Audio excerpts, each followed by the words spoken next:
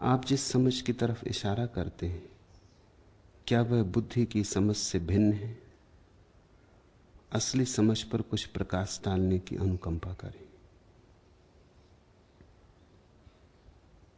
बुद्धि की समझ तो समझ ही नहीं, बुद्धि की समझ तो समझ का धोखा है।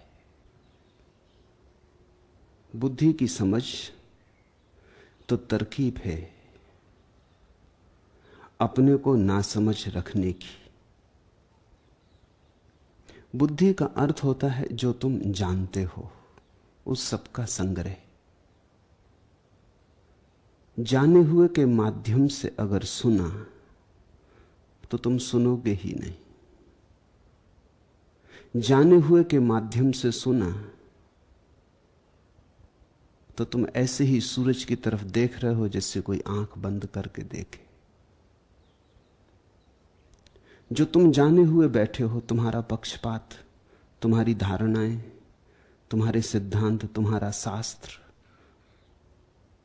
तुम्हारे संप्रदाय, अगर तुमने उनके माध्यम से सुना तो तुम सुनोगे कैसे? तुम्हारे कान तो बहरे, शब्द तो भरे पड़े,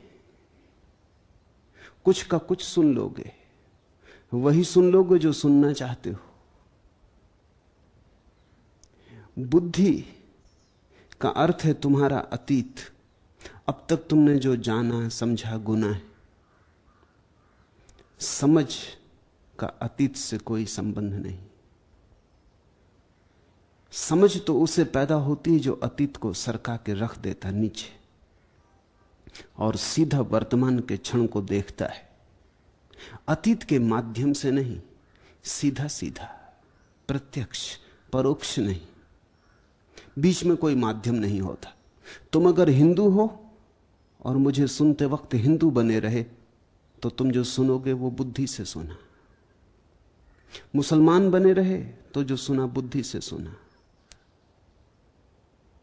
गीता भीतर गूंजती रही, कुरान भीतर गुनगुनाते रहे और सुना तो बुद्धि से सुना। गीता बंद हो गई, कुरान बंद हो गया, हिंदू मुसलमान चले गए, तुम खाली हो गए, निर्मल दर्पण की भांति जिस पर कोई रेखा नहीं विचार की।